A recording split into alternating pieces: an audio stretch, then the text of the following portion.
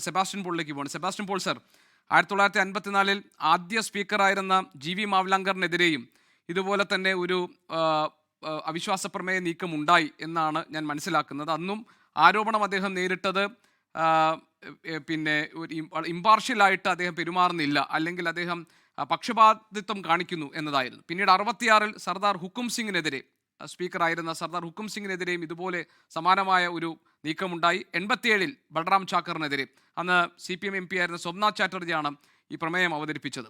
അപ്പോൾ ഇതെല്ലാം പരാജയപ്പെട്ട ചരിത്രമാണ് പാർലമെൻറ്റിലുള്ള, സ്വാഭാവികമാണ്. അപ്പോൾ ഇതിനകത്ത് ഇപ്പോഴുണ്ടായിരിക്കുന്ന ഈ ഒരു അസാധാരണമായ സാഹചര്യം എന്ന് പ്രതിപക്ഷം വിശേഷിപ്പിക്കുന്ന ഈ സാഹചര്യത്തെ സെബാസ്റ്റ്യൻ പോൾ സർ, താങ്കൾ എങ്ങനെയാണ് വിലയിരുത്തുന്നത്? അതിൻ്റെ ഭരണഘടനാപരമായ പ്രസക്തി എന്താണ്, രാഷ്ട്രീയ പ്രസക്തി എന്താണ്?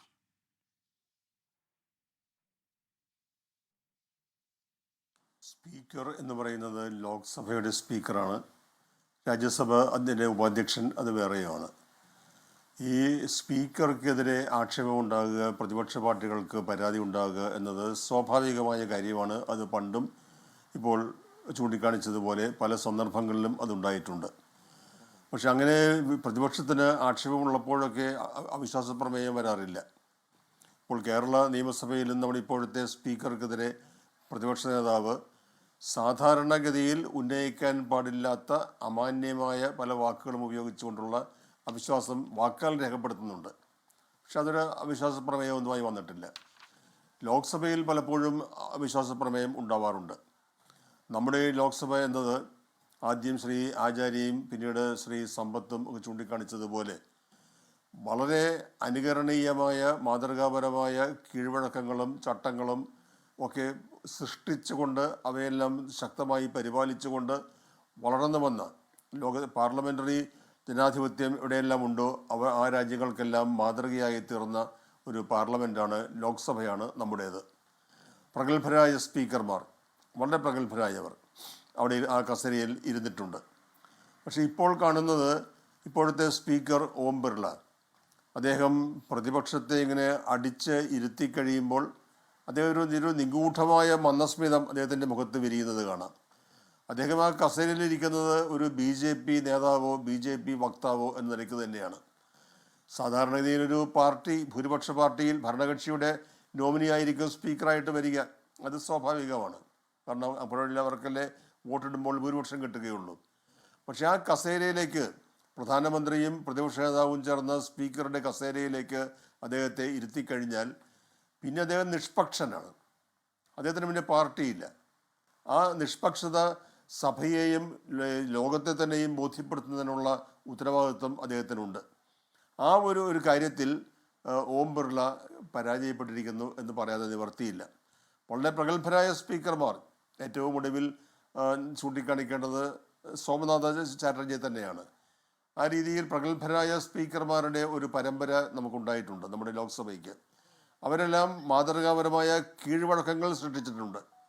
പക്ഷേ ഇപ്പോഴെന്താ സംഭവിച്ചിരിക്കുന്നത്? ഇപ്പോൾ സംഭവിച്ചിരിക്കുന്നത്, ഇവിടെ ജവഹർലാൽ നെഹ്റു എന്ന പ്രധാനമന്ത്രിയെക്കുറിച്ച് പരാമർശമുണ്ടായി. ആ പ്രധാനമന്ത്രിയുമായി യാതൊരു രീതിയിലും ഒരു താരതമ്യം ചെയ്യാൻ നിവൃത്തിയില്ലാത്ത രീതിയിൽ ഒരു പ്രധാനമന്ത്രി ഇപ്പോൾ പാർലമെൻറ്റിനോട് ഇതിൻ്റെ സമീപനം നമ്മൾ കാണുന്നുണ്ട്. ഏറ്റവും ഒടുവിൽ രാഷ്ട്രപതിയുടെ നന്ദി പ്രമേയ ചർച്ചയ്ക്കുള്ള മറുപടിക്ക് പോലും ലോക്സഭയിൽ പ്രധാനമന്ത്രിയെ കണ്ടില്ല. പ്രതിപക്ഷത്തെ ആക്ഷേപിക്കുക, അടിച്ചമർത്തുക എന്നുള്ളത് അതാണ് ഒരു മാന്യത, അതാണ് ഒരു ജനപ്രീതി ആർജിക്കാൻ പറ്റുന്ന മാർഗം എന്നൊക്കെയുള്ള രീതിയിലാണ് ഭരണപക്ഷം പെരുമാറുന്നത്. പ്രതിപക്ഷ നേതാവിൻ്റെ പെരുമാറ്റത്തെക്കുറിച്ചും എനിക്ക് വലിയ മതിപ്പില്ല. ഇങ്ങനെയൊരു അവസ്ഥ വരുമ്പോൾ ആ അവസ്ഥയൊക്കെ മറികടന്നുകൊണ്ട് നല്ല രീതിയിൽ കാര്യങ്ങൾ അവതരിപ്പിക്കാനുള്ള ഒരു പ്രാപ്തിയും ശുഷ്കാന്തിയും പ്രതിപക്ഷ നേതാവ് കാണിക്കേണ്ടതാണ്. പകരം അദ്ദേഹവും ഈ ഒരു ബഹളം അല്ലെങ്കിൽ ഒരവസ്ഥ അത് വളർത്തിയുടെ അല്ലെങ്കിൽ അത് സൃഷ്ടിക്കുന്നതിന് ബോധപൂർവം ശ്രമിക്കുന്നതിലൊക്കെ നമുക്ക് തോന്നാറുണ്ട്. എങ്ങനെയായാലും ഇപ്പോഴത്തെ സ്പീക്കറിൽ പ്രതിപക്ഷം അവിശ്വാസം രേഖപ്പെടുത്തിയിരിക്കുകയാണ്. അവിശ്വാസ പ്രമേയം സഭയിൽ വന്നു കഴിഞ്ഞിരിക്കുന്നു.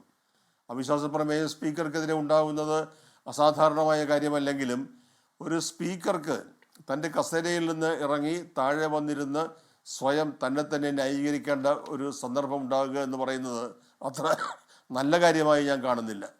പക്ഷെ അത് നിവർത്തിയില്ല, ഭരണഘടന അനുവദിച്ചിരിക്കുന്ന ഒരു കാര്യം തന്നെയാണ്. അങ്ങനെ വരുമ്പോൾ സാധാരണഗതിയിൽ എന്താ ചെയ്യുന്നത്?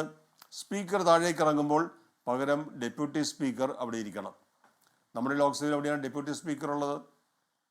ഇല്ലാത്ത പദവികൾ നമ്മൾ സൃഷ്ടിക്കും. ഡെപ്യൂട്ടി പ്രൈം മിനിസ്റ്റർ ഇല്ല, ഡെപ്യൂട്ടി ചീഫ് മിനിസ്റ്റർ ഇല്ല, പക്ഷെ അതൊക്കെ നമ്മൾ സൃഷ്ടിക്കും. പക്ഷേ സൃഷ്ടിക്കപ്പെടേണ്ടതായ ലോക്സഭയുടെ ആവശ്യം വേണ്ടതായ ഒരു ഭാഗമാണ് ഡെപ്യൂട്ടി സ്പീക്കർ എന്നുള്ളത്. ആ ഡെപ്യൂട്ടി സ്പീക്കറെ നിയമിക്കാൻ കഴിഞ്ഞിട്ടില്ല. കഴിഞ്ഞ 10 കൊല്ലം പ്രതിപക്ഷ നേതാവും ഇല്ലായിരുന്നു. അങ്ങനെ അങ്ങേയറ്റം വൈകല്യങ്ങൾ നിറഞ്ഞ, ന്യൂനതകൾ നിറഞ്ഞ അവസ്ഥയിലാണ് നമ്മുടെ പാർലമെൻറ്റ് മുന്നോട്ട് പോയിക്കൊണ്ടിരിക്കുന്നത്. അതുകൊണ്ട് ഈ പ്രമേയത്തിന് എന്ത് സംഭവിക്കും എന്ന കാര്യത്തിലൊക്കെ നമുക്ക് മുൻകൂട്ടി പറയാൻ കഴിയുന്ന കാര്യങ്ങൾ തന്നെയാണ്. പക്ഷേ ഈ അവിശ്വാസ പ്രമേയം ചർച്ചയ്ക്ക് വരുമ്പോൾ നമ്മുടെ ലോക്സഭ നേരിട്ട് കൊണ്ടിരിക്കുന്ന, അല്ലെങ്കിൽ ലോക്സഭയ്ക്ക് സംഭവിച്ചിരിക്കുന്ന ന്യൂനതകൾ, ചില പോരായ്മകൾ അതുകൂടി വെളിച്ചത്ത് വരും. ലോകത്തെവിടെയായാലും ഏത് സമയത്തും 24 വാർത്തകളും ഓഗ്മെന്റഡ് റിയാലിറ്റി പാക്കേജുകളും എക്സ്പ്ലെയിനറുകളും വിശദമായി കാണാൻ ഞങ്ങളുടെ യൂട്യൂബ് ചാനൽ നിങ്ങൾക്ക് സബ്സ്ക്രൈബ് ചെയ്യാം.